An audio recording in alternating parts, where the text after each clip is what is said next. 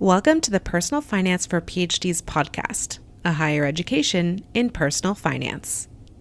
This podcast is for PhDs and PhDs-to-be who want to explore the hidden curriculum of finances to learn the best practices for money management, career advancement, and advocacy for yourself and others. I'm your host, Dr. Emily Roberts, a financial educator specializing in early career PhDs and founder of Personal Finance for PhDs. This is Season 21, Episode 2, and today is a solo episode from me on how to live on time with your finances. Living on time means maintaining financial margin in your life to be able to absorb unexpected occurrences in your income or spending. When you're behind in your finances, your income is going out the door right after you receive it. You have balances on your credit cards that you can't pay off until your next paycheck comes, and/or you are unprepared for the next manual tax payment that is required of you.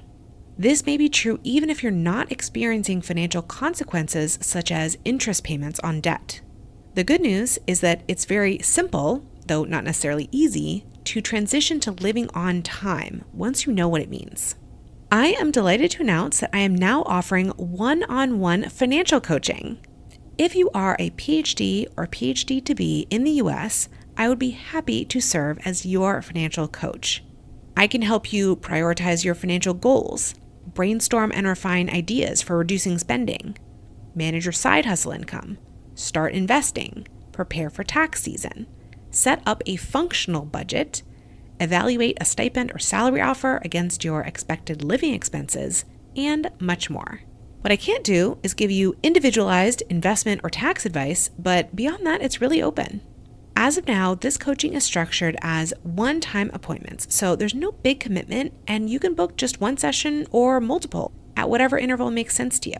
You can view my rates and book a free 15-minute initial call at pfforphds.com/coaching. During that call, you'll introduce yourself and your financial questions to me. I'll let you know if we're a good fit for a coaching relationship, and we'll decide how you can best prepare for our first session together. You can find the show notes for this episode at pfforphds.com/S21E2. Without further ado, here's my solo episode on living on time.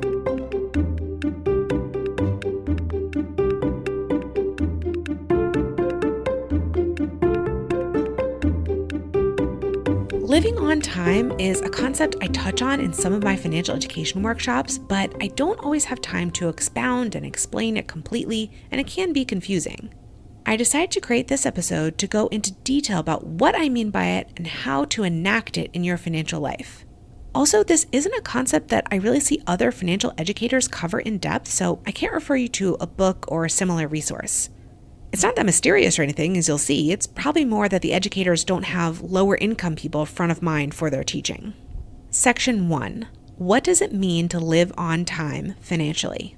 The basic concept here is that you shouldn't unintentionally obligate your future income to pay for your current or past expenses. Basically, I'm encouraging you to not slide unknowingly into debt, although the debt I'm cautioning you about doesn't always look like you might expect. I'll share in a moment the 3 main ways this can easily happen. The reason that I bring this up is that funded graduate students and others who live paycheck to paycheck, either habitually or occasionally, are particularly susceptible to not living on time and experiencing related consequences, such as overdraft fees, credit card interest, and financial stress. What I'm going to suggest to you is a new way to be aware of your cash flow, i.e., your income coming in and your expenses going out, and that you exercise discipline to align with this concept of living on time. If you aren't currently living on time, you are living with little or no margin in your financial life. When your financial life is going okay, do your best to live on time and create margin so that the margin is there for you to access when your financial life is not going okay. In a way, this is an extension of the common financial advice to build an emergency fund. 2 more notes before we dive into what it means to live on time. First, debt is a financial tool that is available to you. It's not immoral or wrong to take out debt or be in debt. Debt is to various degrees financially damaging, so you should certainly carefully consider the type and amount of debt you take out. So when I said earlier that you shouldn't unintentionally obligate your future income to pay for your current or past expenses, I'm not speaking about debt that you have intentionally taken out, such as student loans, a car loan, a mortgage, etc. In fact, I would rather you have a little more well-considered debt than to habitually live behind. Second, I'm not at all shaming you for not living on time if in the course of this episode you discover that you aren't. I would venture that the vast majority of Americans do not practice what I'm about to outline. There are frequent instances in my own life when I'm not living on time and am eating into margin that I created in the past. That's okay, that's what it's there for, but when you emerge from that tougher period, you should try to get back to living on time. Going back to the analogy of an emergency fund, your emergency fund is available for you to use, and after you spend some of it down, you should work gradually to build it back up so that it's there for you the next time you need it. Okay, enough beating around the bush. Let's get down to what I define as living on time financially. 1. All your income from one month goes to funding the next month's spending. In my view, monthly budgeting cycles make the most sense because so many of your bills are due once per month, including virtually always your largest bill, your rent or mortgage payment. A month is also long enough to average out most of your more frequent consumption-based expenses like groceries, car gas, eating out, etc. So if we are going to use a monthly cycle for our expenses, I also suggest that you create a monthly cycle for your income. Specifically, all the income that you bring in the course of a month funds the next month's expenses. All of the income you receive in June should go toward funding your July expenses. That means that on July 1st, you should have sitting in your checking account all of your income from June, plus any buffer amount of money that you might like to keep in your checking account. That June income will be spent down over the course of July. All the income you receive in July should be preserved for your August expenses. If you are paid a monthly or bi-monthly salary, this is a really simple and natural cycle to adopt. Things get a little more interesting when you're paid bi-weekly, weekly, or at some other cadence, or have an income that varies with the number of hours worked or amount of work accomplished. In those cases, the amount of money you take in over the course of a month will change, perhaps every month. I've seen people adopt really complex and confusing systems for handling their bills when their paycheck dates and amounts move around from month to month. They do this because they are using their income as soon as it comes in to pay expenses. In my view, it's much simpler to wait. Collect all the income in the course of a month, know how much it is, and then use it in the subsequent month. You can even plan a unique monthly budget for every month if this happens a lot, but it's all going to be based around money already received, not money you expect to receive. If you are paid less frequently than monthly, which happens with some fellowships, your version of living on time does not include all income in one month funding the next month's expenses because you don't have income in every month. Tune back in later in this podcast season for a whole episode devoted to managing your unique income frequency. In fact, the more of a time buffer you can create between when you receive your income and when you start spending it, the better, up to a point. When I was in graduate school, depending on my funding source, I was paid either on the 25th of the month or the last day of the month. I didn't have much of a buffer because I was turning around and starting to pay expenses from that income within a day or a few days. After I finished grad school, I set up my business to pay my salary on the 15th of each month so that I could let the money rest, so to speak, for about 2 weeks before I started spending it in the subsequent month. My husband is currently paid bi-monthly on the 15th and last day of the month. We've backed up our time buffer even a little further so that we let those paychecks rest for between half a month and a full month before we start to spend them, meaning that the money we will spend in July was received on May 31st and June 15th. Emily here for a brief interlude.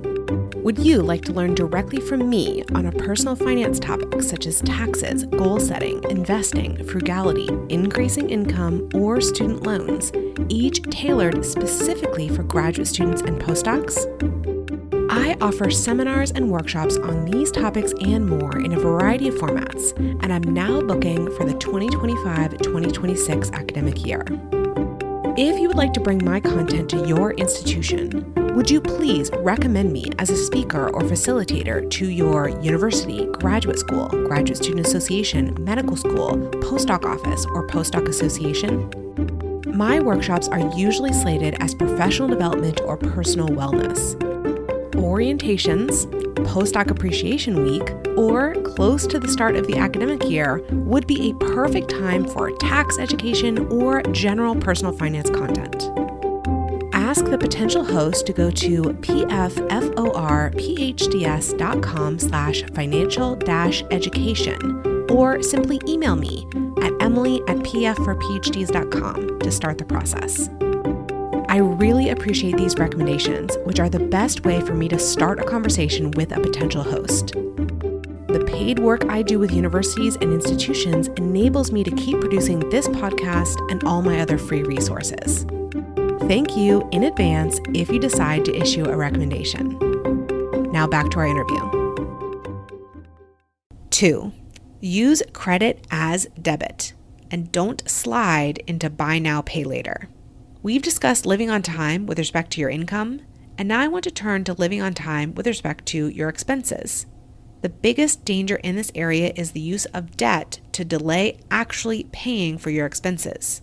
This, too, can make budgeting much messier than it has to be. The principle here is to use credit cards, if you choose to use them at all, as if they were debit cards. That means that every time you make a charge on a credit card, you already have the money to pay for that purchase in your checking account. You could pay the expense in cash, with debit, or with credit. It's all too easy with credit cards to push forward actually paying for the purchases you make for a few weeks or over a month. The same goes for buy now, pay later schemes like Affirm and Afterpay. To go back to our example from the last section, the money that you receive in June funds July's expenses. Those July expenses can be put on a credit card, but you should be able to pay off the credit card in July with that June money. In fact, if you haven't paid much attention to this before, I suggest that you pay your credit cards off completely at the end of each month to make sure you aren't carrying any charges forward. Getting behind with credit cards looks like making charges in July that you actually pay for in August or even September. If you combine it with using your income as soon as you receive it, you might be using August or even September income to pay for charges you made in July. That's what I mean about unintentionally obligating your future income. You're behind, and you didn't even mean to be. 3. Keep up with your tax obligations. This point only applies to people who are not having income tax automatically withheld from their paychecks, such as grad students, postdocs, and postbacks paid by fellowships or training grants who are U.S. citizens, permanent residents, and residents for tax purposes. Automatic income tax withholding by employers is very convenient for the individual. A more or less appropriate fraction of each paycheck is set aside and sent to the IRS and your state tax agency on your behalf to pay your annual income tax obligation. You never receive the money in your paychecks. However, if you are not having income tax automatically withheld from your paychecks, that doesn't mean you don't owe income tax. You will have to pay it at some point, whether it's when you file your annual tax return or throughout the year via estimated tax payments. For these individuals, I recommend setting up what I call a system of self-withholding, which means that from each paycheck, you automatically transfer the amount of money you expect to pay in income tax to a savings account dedicated to sequestering this money from the money available to you to spend. When it comes time to pay the IRS and your state tax agency, you pull the payment from this particular savings account, which has been pre-funded with the amount due. Therefore, this is one more component of living on time. If you don't set aside the money for these tax payments and perhaps spend it or allow it to leave your bank account for some other purpose, you will be caught out when the payment comes due and need to set up a payment plan with the IRS if you can't pay, once again sliding unintentionally into debt. Living on time means preparing for your income tax bill with every paycheck you receive, just like when you had an employer doing it for you. I actually didn't plan it this way, but it turns out that the day this episode drops, Monday, June 16th, 2025, is the estimated tax payment deadline for quarter 2. And that is strange because June is the 6th month of the year, not the 7th. You would think that each quarter, for estimated tax purposes, would be 3 months long, with the payment due date coming midway through the following month, but you would not be correct. For whatever reason, the payments are due in mid-April, mid-June, mid-September, and mid-January, implying quarter lengths of 3, 2, 3, and 4 months. Oh, but you still owe 1/4 of your calculated annual obligation on each due date. So, to live on time, not only should you save a fraction of each paycheck for your future tax obligations, but you need to make sure that you save extra in quarter 2 or prior quarters to meet that early deadline. Section 2. Why attempt to live on time? So, why should you endeavor to live on time the way I have defined it, even if you don't always live up to the ideal? Think about what could happen if you don't live on time. If you spend your paycheck the day after it comes in and put charges on a credit card that you aren't able to pay off for a month or two. First, the income side. If anything goes awry with your income and you don't receive a paycheck when you expected it in the amount that you expected, immediately you're overdue on bills or unable to buy gas or food without accessing debt. If you get sick and miss work and either don't have paid sick leave or you run out, your next paycheck will be smaller than usual or non-existent. If you depend on side hustle income but it dries up suddenly, you may find yourself in a bind. If you are on fellowship, your university might play fast and loose with your paycheck date as they don't have the same legal obligation to stick to a schedule that they would if you were employed. I've seen this happen over multiple years to fellows in the University of California system, for example, who expected a stipend disbursement on September 1st, but it didn't come until over a week later. And earlier this spring, the paychecks of NSF postdoc fellows arrived late because of interference by the Trump administration. Of course, none of that is the fault of the individual, but they are the ones to suffer the consequences of a late paycheck, so it's best to be proactive to build in some margin. When you live on time, a paycheck coming late or in a smaller amount than anticipated is still a problem, but you've bought yourself some time to figure out how to pivot. Second, the expenses side. If you're spending money you don't already have in your bank account on a regular basis, what happens when an unexpected expense arises or an expense is larger than you anticipated? You have no margin to absorb these expenses on a temporary basis so that you can figure out your next move.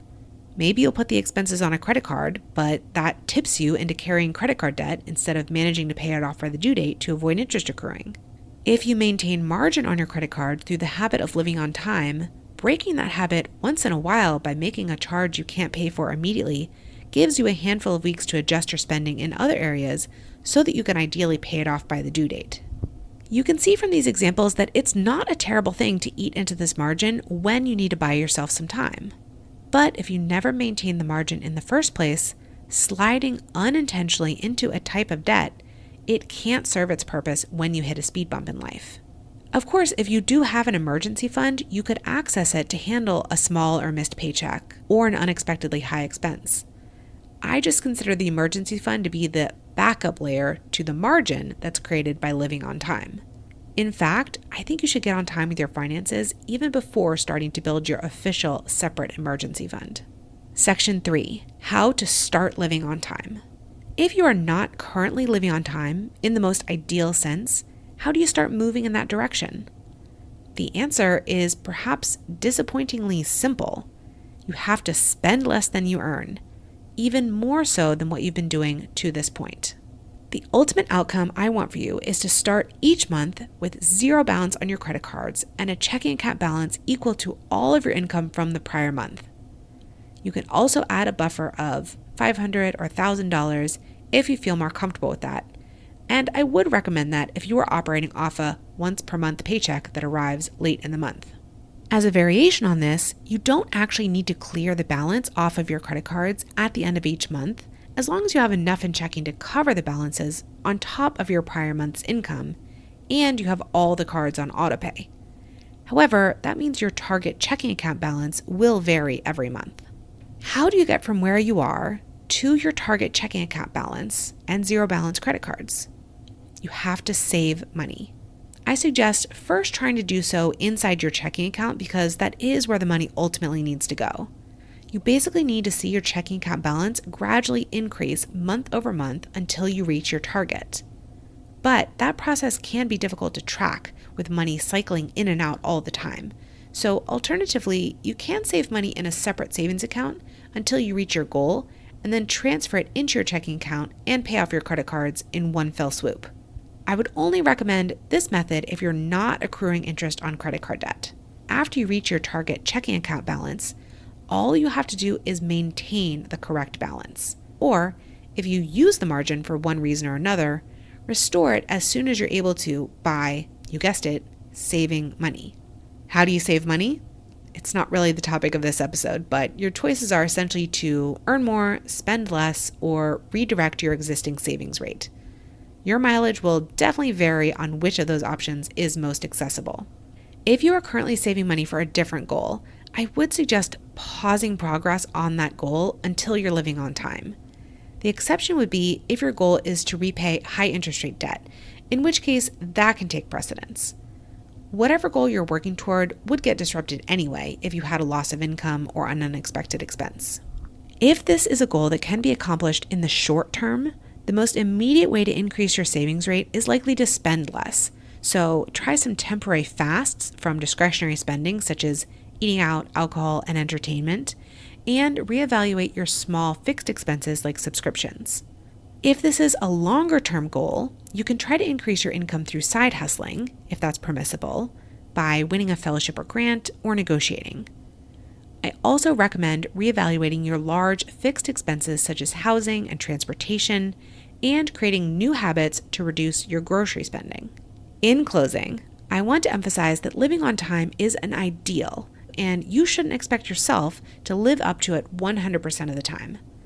However, if you make it a general practice to reserve all of your income from one month to fund the next month's spending, use your credit cards as if they were debit cards, and keep up with your tax obligations, you will have financial margin in your life to absorb the smaller shocks that you might experience, like a late paycheck or an unexpected expense.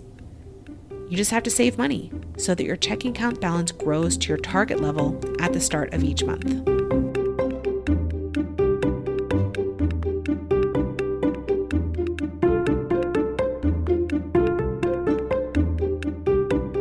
Listeners, thank you for joining me for this episode. I have a gift for you. You know that final question I ask of all my guests regarding their best financial advice? My team has collected short summaries of all the answers ever given on the podcast into a document that is updated with each new episode release. You can gain access to it by registering for my mailing list at pfforphds.com/advice. Would you like to access transcripts or videos of each episode? I link the show notes for each episode from pfforphds.com/podcast.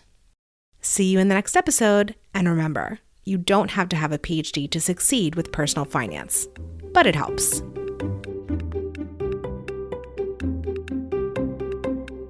Nothing you hear on this podcast should be taken as financial, tax, or legal advice for any individual.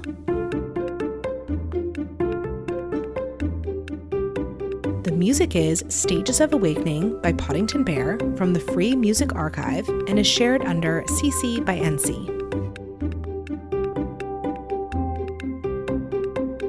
Podcast editing by me and show notes creation by Dr. Jill Hoffman.